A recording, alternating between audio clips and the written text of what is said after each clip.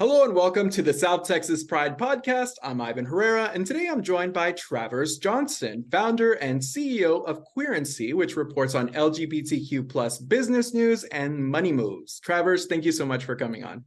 Thank you so much for having me. I'm so excited to be here.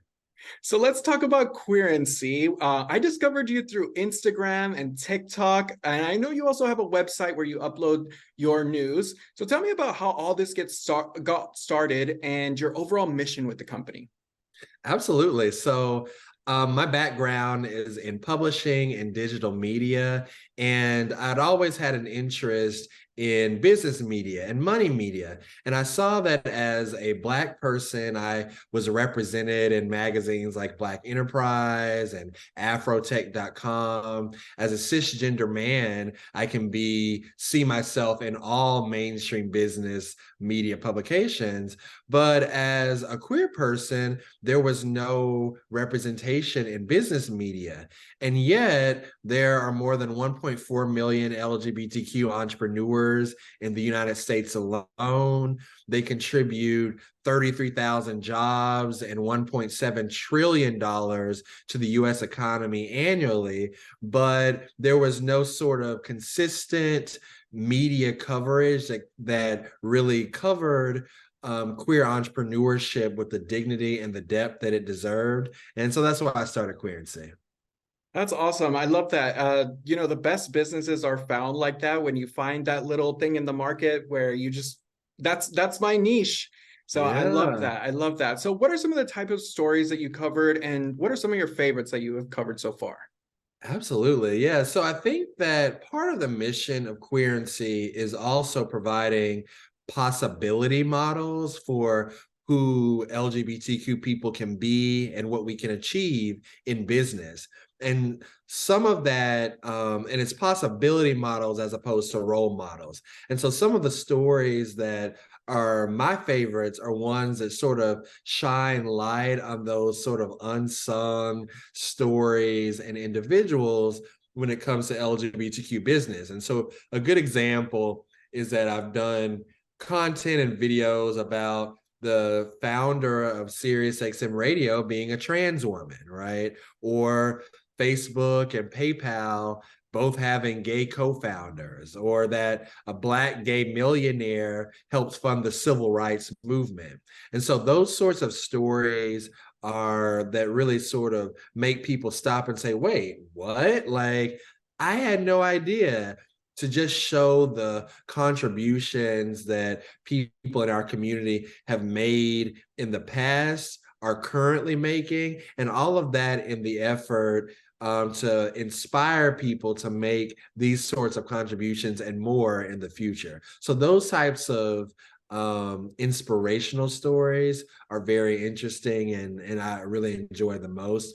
But I also, like telling the stories that are very, those traditional business stories, like the ways in which the anti-drag bans across the country are affecting not only the queer economy, but the greater economy at large, about interesting startups founded by queer people that are solving interesting problems and are really making a way in different markets. So anything that really provides possibility models for people, queer people in business, really frames our work with the dignity and depth that it deserves, and really tells unsung stories, are my favorites.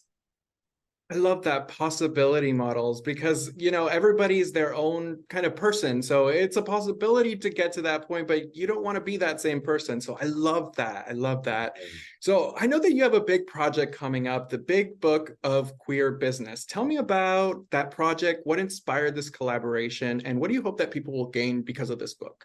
Yeah, so the Big Book of Queer Business is an annual digital guide that Queerency publishes on the Queerency website, and it includes over 200 LGBTQ-owned businesses to shop during Pride Month and beyond. And it's in a range of different categories, from apparel to beauty brands to home goods to books.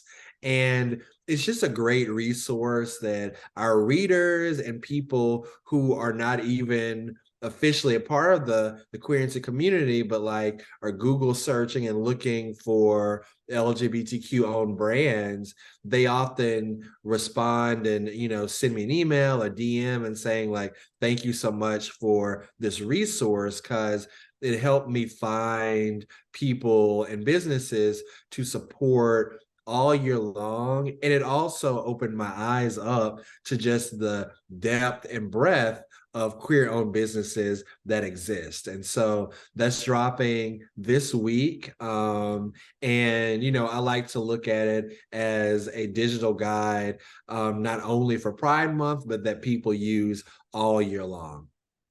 Awesome. That sounds really, really good. Now, speaking about Pride Month, I know that you also have the corporate Pride tracker.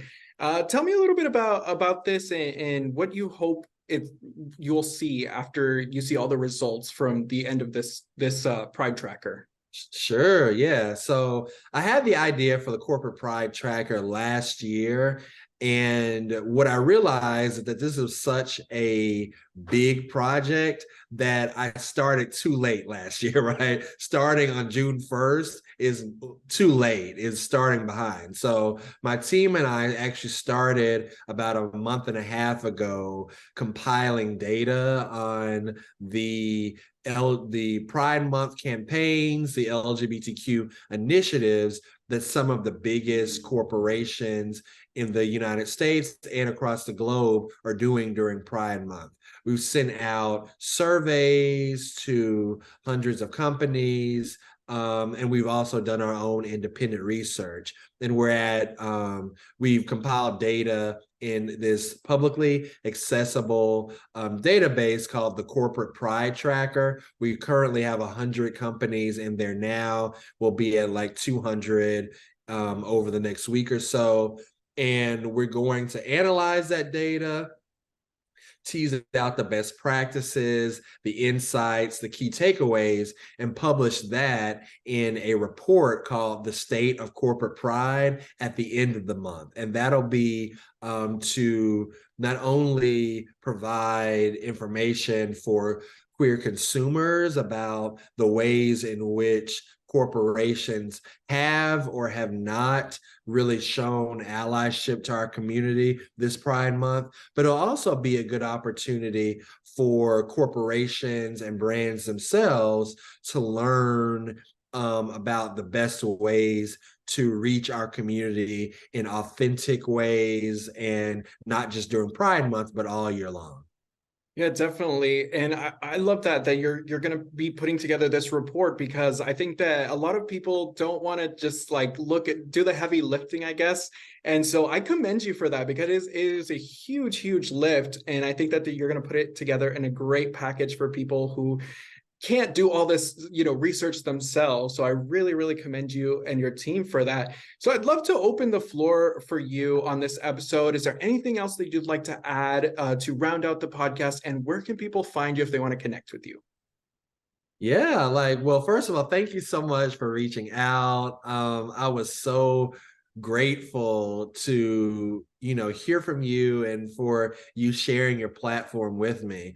I think that if one of the messages that I would like to leave with your audience or anyone listening to this is that, there are queer-owned businesses, and LGBTQ entrepreneurs are not only the present, but we are the future of business. And we deserve your support and your allyship all year long, not just during Pride Month. And you can really use Queerency as a resource to learn more about the ways in which LGBTQ people are contributing to our society. Like some of the biggest companies in the world are either queer owned or queer led. And my goal with Queerency is to really help be a resource for people to find that information inspiration and education on all things queer economy. You can follow me on Instagram and on TikTok. My username is at Queerency. And you can also visit us on the web at queerency.com and sign up for our weekly newsletter called The Balance Sheet. It's a weekly rundown of the latest LGBTQ business news, politics news, and also just queer joy. That's really important to the type of content that we do at Queerency, because we don't want to just focus on all the bad news and the depressing headlines. We want to show all the good things that are happening as well. And the balance sheet is a well-balanced version of queer news, and that comes in your inbox every Sunday. So yeah, thank you that's where to find me. That's what Queerency offers. And I hope that you will join us and follow us. Travers Johnson with Queerency, thank you so much again for joining me on this South Texas Pride podcast. Have a wonderful day. Thank you. You as well.